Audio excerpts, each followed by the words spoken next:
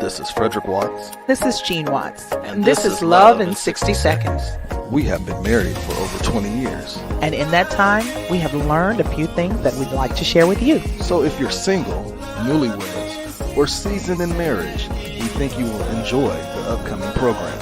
Absolutely. And we want you to like, engage, share, and do all of those wonderful things that we do on Instagram, Facebook, and every other social media outlets. Send us DMs. We want to hear from you. This is Love in 60 Seconds.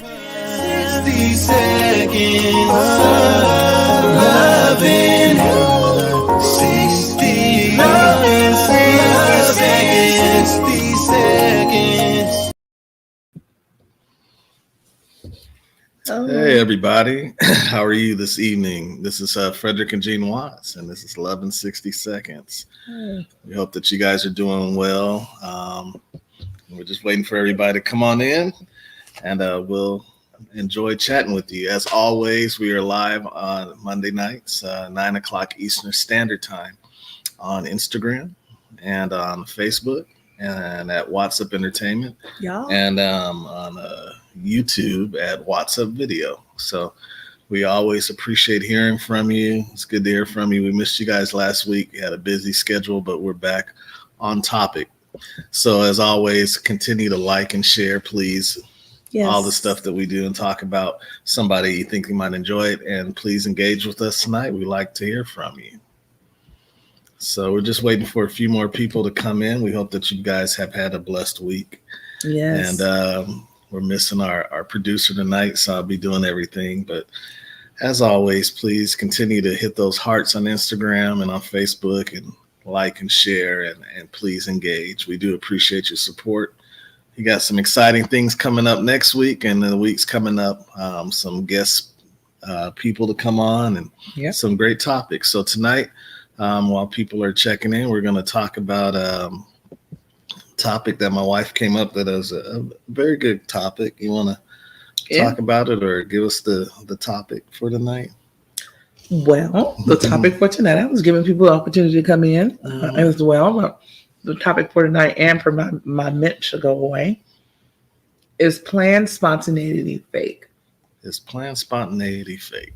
Mm-hmm. So what does that mean? That in marriage, you don't want to let the monotony get in after the initial, I guess, excitement has worn down. But is if you plan to be spontaneous, is that not real spontaneity? Right. You know what I'm saying? Is that really what spontaneity is? So that's one of the things that I wanted to kind of address, because a lot of times people are like, well, I want my spouse to be spontaneous. I want us to just, like when we first got together, we used to just do this, that, or the other. When we first got married, we would just, he would just bring me flowers, or she would just, I was going to say something, I ain't going to say it. That's all married people on here, probably all grown people. Anyways, she just would just, be on top just whenever. Being spontaneous. And I'm gonna let you finish your mint. So I'm done. I'm laughing now. I'm laughing. But anyways, so a lot of times people have that type of feeling, like and then they lose that feeling, or they lose that spontaneity. And a lot of times it's that chase, that high, that excitement that people are looking for, and they end up trying to look for it outside of the relationship, when you can really, in my opinion, plant spontaneity and it still be organic, it still be authentic, and it still be good. Yeah, it's definitely a must.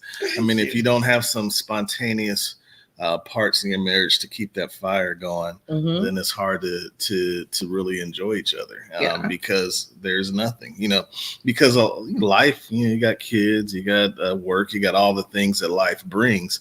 But, making sure that you remember what it was like on that first day, that excitement that you had the first day, the excitement that you had before you had children, the excitement that you had in the chase, all those things are important. So, you definitely need that in whatever, regardless if it's his plan or whatever. Make sure you have that spontaneity.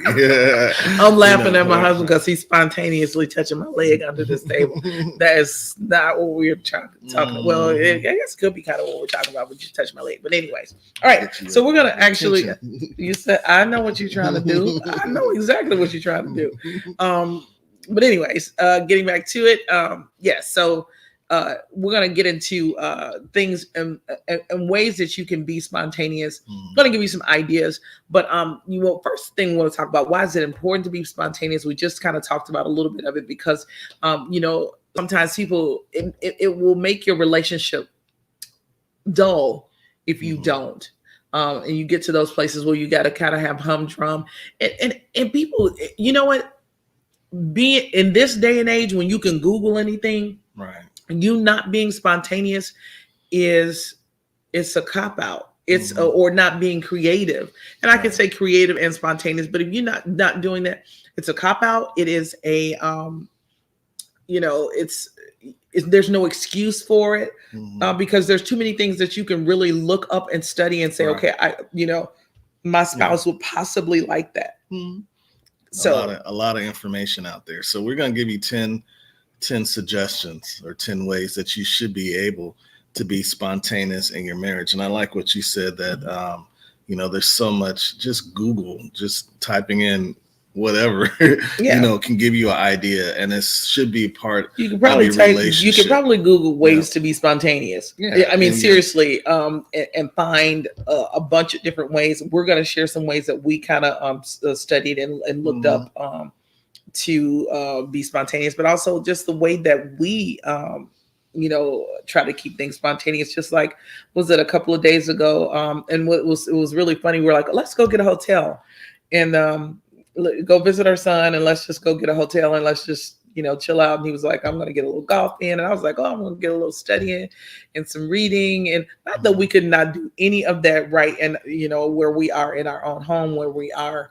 Yeah, but it was a quick getaway. It was something that was spontaneous and it was enjoyable. And, it was a good time, that we enjoyed. Absolutely. But that was being spontaneous. Yeah. We didn't plan it, and we decided, and it was, we didn't spend any money as far as like the hotel because we had points. Yeah. So we had a free hotel. So it was cheap. Refreshing. And so you definitely need that in your marriage. So number one good way to be spontaneous in your marriage is to make sure that occasionally or a lot of times or most of the times or sometimes you say yes. And why is saying yes important? Well, let me put my glasses on and I'll tell you. Because a lot of times in life or just in the marriage, in the relationship, you can get stuck in a rhythm of like, I like to come home and read the paper, or you want to come home and, after your job or whatever and do something that you do all the time, where your spouse may say, hey, let's do this. Let's do that. Let's do this. Whatever it is, honey, can you do this for me? And you want to make sure that occasionally that you are saying yes. Yes. That everything is not a no or everything is not an excuse, because that's one way to break up if you have an issue with being monotonous or having an issue with that. It's just you should be able to say yes occasionally. Absolutely. And saying yes occasionally means saying yes to if your spouse suggests something. If your spouse says, hey, honey, let's go to the movies. And you're not really a big movie person, but you know what? If they are, get with it. Get with the program. You know what I'm saying? And share and in that experience with your spouse. Say yes to things that you may feel like you know how the kids got all this stuff and we got all these.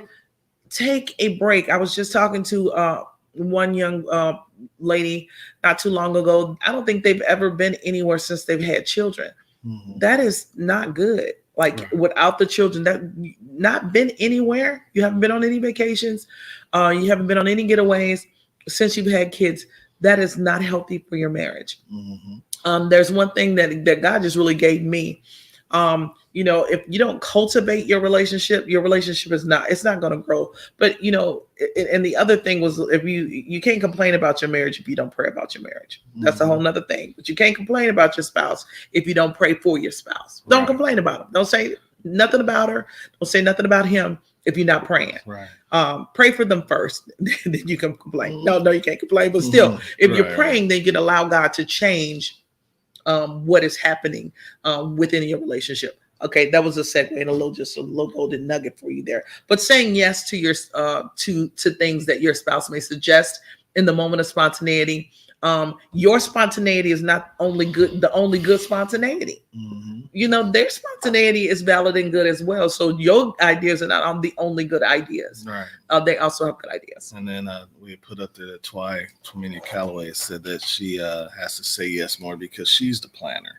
So if you are the planner and then your spouse has an idea, wants to do something spontaneous, you know, take a chance and do it and make sure that you are saying yes. Yeah. And just another example, like just today, you know, especially sometimes with men, you know, I don't like to really go shopping a lot, you know, like my wife does. But in a sense, I like to shop, but you know, how men, we like to go to the mall, go and do what we do and, you know, be done. Yeah. My wife said, hey, let's go to the mall today. And I immediately, without thought, said yes, because it wasn't the action of going to the mall. It was the action of spending quality time with you together, something that we enjoy. Yeah. I don't really enjoy the shopping, but I enjoy buying you stuff, and I enjoy just being with you. So we didn't really get anything today. Right. But there's times I'll be like, no, I don't really feel like it. Right. But most of the time I'm going to say yes. And I think today you also said yes because you knew I needed you to say yes. So yeah. Definitely. And I like what Lisa says is always make sure that you're taking time with each other. And that's what saying yes is really all about. Yeah. So number 2, so another way to be spontaneous or make sure that you are not being monotonous and having ways of being that spontaneous aspect is to send a just because gift. Yeah. So, and that's a good thing. How about you? Just because you did. I did. She did. She bought me something that I really liked and then was surprised and didn't know about it. You know, and I can't wait to wear them. Yeah. So, and it was just because, and it wasn't my birthday, and nothing going on. Didn't need it at all. But I like it. But he does I like it. So, you know, that's important. It's spontaneous. And you know, we had such a long day. Just that brief moment, you know, it's like, it perked me up. And it doesn't have to be a big gift. It can be flowers. It could be a card. Yeah. It could be just anything, just because a lot of times with planned spontaneity is making an effort. It is, absolutely. And so whatever effort that you can make to do it just because is going to go a long way. Absolutely. Those just because gifts and those just because gestures help your spouse to know and to feel valued and to feel loved and to feel like, you know, people are that their spouse, that you're thinking about them and that you're on their mind in a positive way when they're not in your presence. Because a lot of times, especially if you've been through anything in your relationship, you wonder, okay, is my spouse thinking about me while you know, he or she is away? You know, am I on their mind? Am I on their heart? And doing a just because gift lets that reassures your spouse and lets your spouse know that you know, that they're on your heart, they're on your mind. That's true. So we're going through these quick. We're not going to be long tonight. Yeah. We're trying to keep our vlog under 30 minutes. But another plan we're talking about is planned spontaneity, Faith. Yeah. And, you know, are you taking time basically to break up the monotony in your marriage, if there is one? And so talking about 10 ways. So number 3 is our suggestion would be to maybe have a staycation. Yeah. Which is kind of a little bit like what we did. We went somewhere very close and just did it. But that's wonderful spontaneity. Especially if you live in near a city. Even if you don't live in near a city, if you live in a country, you can going anywhere or being anywhere that you haven't been, or clean up your house and put some candles in your room and go there. Yeah. Put some different sheets on the bed, put some different curtains up, do something different in your bedroom, and that be a staycation. Yeah. You stay there for the night. Do something different. And again, that's spontaneous. That's something different. That's something fun. Play some music or watch a movie or something play a game. Yeah. You know, and that, that's even something that you can do with your family. A staycation, if you have children or whatever, just making sure that you're taking time to be creative. Absolutely. Because most of the things that your spouse wants is not really if you have a bad idea or a good idea, but that you put the effort in. That's the effort. My wife had to one time give me a book to read on how to do it, and it helped. I did it and had great ideas, but she wasn't up there be like you don't do this, that. It's like, hey, honey, why don't you read this? Or here's a hint. I would like to see some other things. Absolutely. Some things. Before you complain about your spouse being or not being anything, try to give gentle cues and try to share and communicate what you would like to see happen instead of going, my husband don't never take me shopping. Have you ever asked him to take you shopping? Yeah. Have you ever asked him to go? And then, well, yeah, I asked him and he said no. Well, have you ever communicated how important that is to you and what you get out of it? That goes in all aspects. That goes in your intimacy. Yeah. Don't be like trying to find somebody else to fill a void that your spouse could easily fill because you didn't tell them. You didn't tell them. You didn't say nothing because you didn't say anything, and then turn around and blame them for your inadequacies of not being able to communicate. Absolutely. I mean, if you like sushi, go buy the fish. Right. You know what I'm saying? Go buy the fish. If you like sushi, go buy it. And then pull it up on YouTube so that you can watch together how to make it. You know what I'm saying? I mean, I'm not saying watch. Don't misconstrue what I say. But you understand what I mean.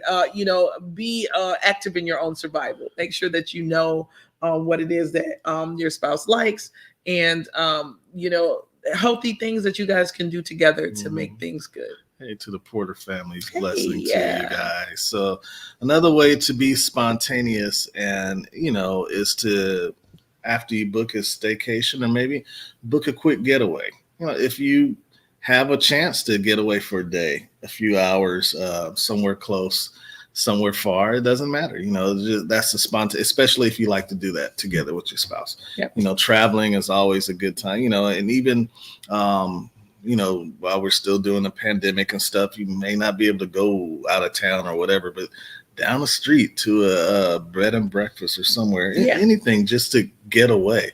And sometimes a quick getaway could be like, especially if you have kids. I know some, it's be like drop the kids off at auntie's house and go on a date. And that'll be your getaway. Yeah. Just something to break up the monotonous thing of the day to day. Yeah. Yeah. And if you don't have little ones, that's almost the harder part. Cause like right now, we have to make sure that we are keeping our wheels turning because we don't have little kids at home. And, it's easy. I enjoy being with my husband. I enjoy being with my husband, and I told him he has spoiled me so much that I just really don't want to spend time with many other people. I just want to be with him. That's pretty much it. It's easy. Hey, Ken. Hey, it's easy to really get just in the rotation of things and not really be intentional about your time together. Yeah.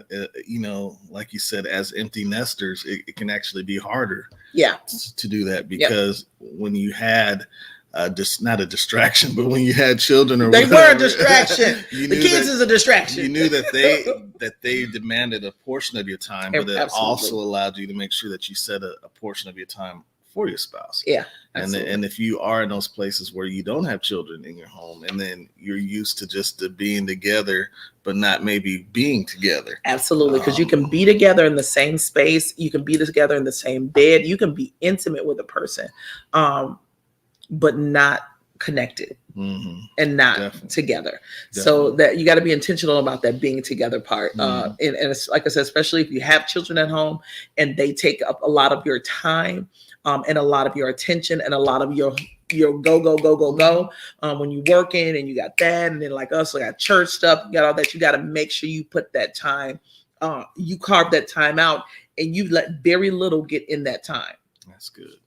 So number 5, a good way is to have a surprise date night. So that's part of 3. For all staycations, having a quick getaway. Yep. Surprise date night. And once again, like we can't reiterate enough, it's just the effort. If you are the person that plans all the time, and if you want your spouse to do that maybe once or twice, that should be a conversation. Hey, I usually say, let's go to the movies, or I usually say, let's go get a bite to eat. I want you to do this, or whatever, making sure that you are, and basically what we talked about in all the other episodes is making sure that you are speaking the love language to your spouse that they want to that they need to receive and that they want to hear.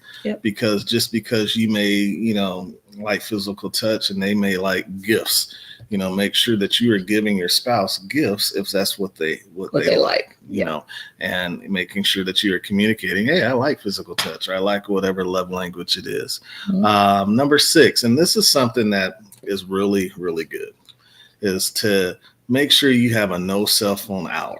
We gotta start doing that. This is something we just came up with. Actually, Frederick came up with that one, which is, I don't know if he did it because I am like, my second husband is my telephone, okay? Because I am, the business that I'm in, real estate business, you are on the phone all the time. I am on the phone all the time till late at night. I'm texting or talking to, that's why I don't call people a lot. Okay. I know you like gifts, Twat. I don't know if we got your birthday gift yet. I hope we got it. I got to check and see if we got it. But anyways, my phone is with me a lot, but my husband is also on his phone a lot too. He does a lot of techie things on his phone. And so this is something that we have to do. Even if we only do a no cell phone when we get in the bed, because sometimes we'll get in the bed and we enjoy just being sitting next to each other, but we'll be on our phone.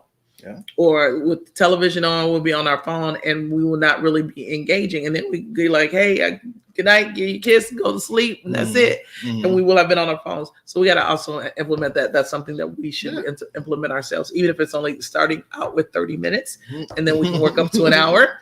I'm willing to give up an hour, but that's hard. It's hard. Well, yeah, because you don't want it to be a distraction, because we have had conversations where one of us will say, all right, well, we're going to bed, or we want to do whatever, or after when we're both sleepy, be like, oh, now you want to talk. It's like, well, you didn't give me the time when I was available, and you don't ever want your spouse to be an afterthought or thinking that they feel like an afterthought. So, if you are people that use your phones a lot or whatever, and this could be, it don't have to be no cell phones. It could be turn off the TV in the bedroom, turn off the TV while you're eating dinner. If you have a family, making sure that just more than you and your spouse, making sure, at the table, at the table, like having conversation, or sit down at the table and eat. I was a big thing about, making sure that our family had one of our kids like to go upstairs and eat. We're like, no, we're going to eat together as a family, have a conversation. And a lot of times they didn't want to do it, but I made them do it. And then you end up having great conversations. Absolutely. Learning about your children and making sure that you're building barriers and foundations so that, because when you do something like that, it's making communication a must in the household. Oh, I can talk to mom and dad about this and that. I can talk to my brother and sisters about this and that, or my spouse is giving me their undivided attention. Let's communicate. And I think that's important. Why they talk to us now. Sometimes they talk to us too much, but we talk to our kids almost every day. So, So, winding up here, number 7, way to be spontaneous is to be able to trade chores.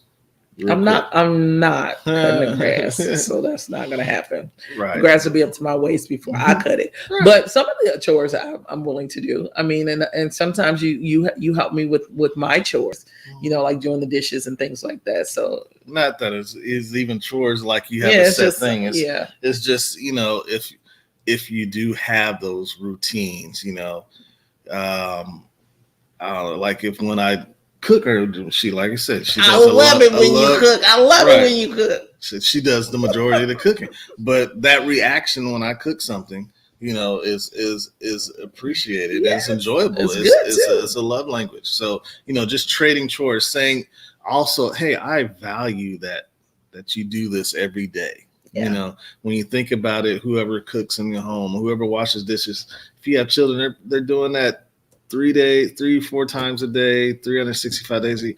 That's a lot of meals over a lifetime. That's a lot of clothes washed over a lifetime. So many things. That comes up to thousands and thousands for you to be able to say, you know what, honey, I'm going to do this. I'm going to do this for you, or I'm just going to do it. And then, and then wives, when we do it, give us our praise because that's what we pat us on our back. No, because that's what we want. But no, it's just sewing into taking and breaking up the monotony of the routine. Absolutely. Yeah. Absolutely. All right. Number 8. This is a good one. Spontaneity should be able to spark up your sex life. Yeah. You were talking about it earlier. If you just in a routine or there's no, a lot of times you want intimacy, you want the sex in the evening or at the end of the day. A lot of times you might, if you start early in the morning with just certain things, talking, conversating, leaving love notes, setting it up. A touch here, but not overdoing it in that moment. And you build up to that, the right words and saying certain things that will spark it up, that will give you spontaneity. Also, like petals on the bed or whatever, whatever your spouse likes, doing that and going that extra mile at some point. Yeah, and communicating. If you feel like there's some monotony in the relationship in that area and intimacy and sex, and talk. Hey, I want to try this. I want to do this. I like to do this. Or you know what? I like it when you rub my ear. Do I need you to do that? You haven't rubbed my ear in a while. It's all communication. It's all talking absolutely. Or whatever, and sparking up. Don't get into the redundancy of just doing the same old thing over and over, or if it's a chore, or something that's but just no porn that'll ruin you. That's obvious, that because not obvious. We talked about that too. Yeah, we talked about it before. That brings in that fantasy of that unrealism of what it is, and that's not really what God intended for that. But there's so many things that you can do that because the Bible talks about that. Be in the bed undefiled. Right? Absolutely. You have a great time. You have a great time. And it should be that, as a Christian, you should be able to have a great time and not feel condemned. Absolutely. And you shouldn't have to beg your spouse. Right. You shouldn't have to beg your spouse for intimacy. If that's a problem. And then I know, sometimes people have different appetites in that area. And you got to kind of work together to try to get the same level of appetite. And have some patience sometimes, but they shouldn't have to beg you for that. Right. They shouldn't have to beg you for, that kind of type of too many tools. You can get the blue pill, the white pill, whatever you need to hook yourself up to spark it up. There's so many things. Like we said, they got some blue pills for the ladies now. They got some blue pills for them.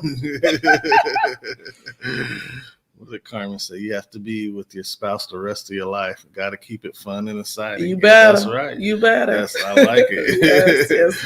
You got a long way to go. Yeah, exactly. It's a long road. Yeah. So number 9 is to be randomly affectionate, and that sort of just goes in the topic of what we're talking about.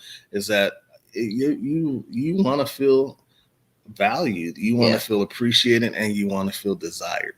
So making sure that you are being affectionate to your spouse is super important. It's going to spice up your sex life. Yes. It's going to help you have that date night and all those things. And the respect, the intimacy, the attention. A lot of times the problems that you have in your relationship is because you're not paying attention to your spouse.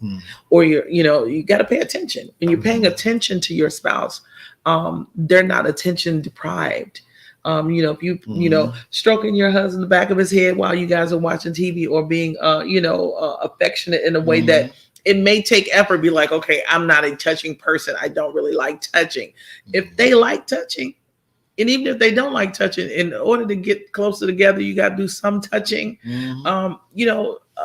Touchman, or either just like even when we sat down here before we said some other things before the mic was but I said you look so handsome, and he said you look so pretty, and those are just little things that I don't have to wait for some other guy to tell me that I look pretty. My husband tells me quite often that I look pretty. making sure that you're expressing those compliments. I don't care where you are in your relationship. Everybody likes to hear a compliment. Definitely. That's why we put our clothes on. We put them on for ourselves, but we put our cute shoes on because we know somebody else is going to notice our cute shoes. You know what I'm saying? We know somebody else is going to notice that. But it's most important when our spouse notices that we've made some effort. And even if they haven't made much of an effort, you can find something on them that's okay. Something on them that's nice. You know what? Your ears are very nice. You have very cute ears. You know what I'm saying? Or whatever it is. That's right. Find that way to share. It's definitely important, Carmen, like you said, to geek your spouse That's up. right. Geek them up, gas them up. Yeah, human nature, you want that. And because if you don't, then somebody else will. Trust they will. And no matter how saved you are, male or female, how strong you are, if you are missing something, that's opening a door, and you're actually not setting a good foundation if you are not being randomly affected. And guess what? It needs to be in public too. Absolutely. You can't just do it at home, because in secret, you need to do it out to establish, hey, grab your spouse's hand, grab their arm, have a conversation, laugh with your spouse. We laugh with each other all the time, but like one thing that you did say that was also good, I think that is relevant here. You said something one time before. You said if Adam had been talking to Eve, then Eve wouldn't have been talking to the serpent. Mm-hmm. Yeah. He was not on his job talking to his wife, giving her his ear, giving her conversation, giving her attention. So she was somewhere off in the garden by herself, so the serpent can come and talk to her. That's right. Talk to your spouse. That's right. God had given that instruction. He'd given him the knowledge of the tree of life. Absolutely. And he should have been able to speak that into his wife, but he wasn't there. Absolutely. So, it's definitely important to do it both at home and in public. Absolutely. All right. So like I said, we are trimming it down. We're not long tonight. Our last one, and suggestions for being spontaneous is to break out of your comfort zone. Yeah. And that's just really simple. And that's even in life, to do things to grow. Yeah. If you are the top echelon or in your box of friends, you were doing stuff and you were the lead, expand your box. Absolutely. So that you can get more friends, to get more wisdom, more knowledge and things. And the same in your marriage. Break out of your comfort zone. If you, like I said, get into a monotonous routine, make sure that you are doing something to break out of that, to do something different. Do something that you've never done, like together. And we think about that. We try to do that a lot. Like we'll try to go. Now, some places we just repeat because we just repeaters, and some places that we like. But some places or some things that we're like, we've never done that, or we've never been there. So let's go do that. And so do something that you've never done. I don't care if it's bowling. You know what I'm saying? I don't even like bowling, but if you've never done it, you'd be surprised at some of the things that people have never done. You've never gone archery. You never gone axe throwing, because that's a thing now. You go throw axe. Don't be mad at your spouse when you go, but go axe throwing, or there's a number of different activities that you can do. You can go top golf, even if you're not a golfer, you can, or go play golf. And even if you're not a golfer, some of the other golfers might be mad at you, but who cares? You paid your money just like they did. You know what I'm saying? So what? You just deal with it, buddy, back there. I said, he's a golfer. He's like, don't do it. I'm like, do it. No, don't do it. Do it. But do something different. Do something spontaneous. Do something, and I hate to define a word with the word, but do something that you've never done before. And you might find that you like it. And if you don't, you will have a great time cracking up at each other. It's something crazy that y'all look like, what in the world did we do? Definitely, and do it together. Yeah. Do it together. I think one time, we went to the skydiving place as a family, and that was something that we had never done before. And it was fun, the fun, we had a lot it fun just in learning things and learning how amazing my wife is. She really got it easy because she has that strong core, getting it going, but it was just it was just something that we haven't done before. We talked about the me not liking, for even though my job is where I fly thousands and thousands of feet in the air, I don't really like being out like in a parachute. We went parasailing and had a great time, a number of times. We've gone a number of times now. We're parasailing pros, even though you almost let us go to last. Right. See again those funny stories. almost unhooked us from the parasail. Right. But it's when you break out of your comfort zone, you're making new experiences, you're making memories, you're making things that you can share and remember. So, for the rest of your marriage, like Carmen said, it's your life. For your life, which is for life. Your marriage is for life. There's divorce is not really an option for solving problems that can be solved by communication through prayer, and all those things. So, we, like I said, we're trying to keep it short. We hope that you have enjoyed this, as always. Please like and share. We don't have our guy today, so I'm trying to do everything, but follow us on Instagram at Wattsup Entertainment. There's our lights. You're going to hit it right. Yeah. And on Facebook at Wattsup Entertainment. And then you can watch us live as well on YouTube at Wattsup Video. Yeah. So we appreciate you guys for tuning in. Please like and share. I know a lot of you guys watch it after we're on live, but thank you, Instagram. Thank you for the hearts. Shout out to you guys on Facebook and YouTube. And we will see you guys next week. This has been praying for you. Yep. Frederick and Jean Watson. This is 1160 Seconds.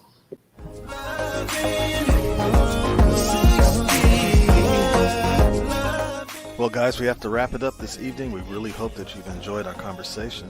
Yes, this conversation has been amazing, and we want you to tune in again next time so that we can discuss more of these amazing topics and these topics of interest. Then don't forget to DM us, contact us, reach out to us, and we will definitely respond back. If this has been 1160 Seconds, don't forget to follow us on Facebook and Instagram. All right, good night, everybody. Sing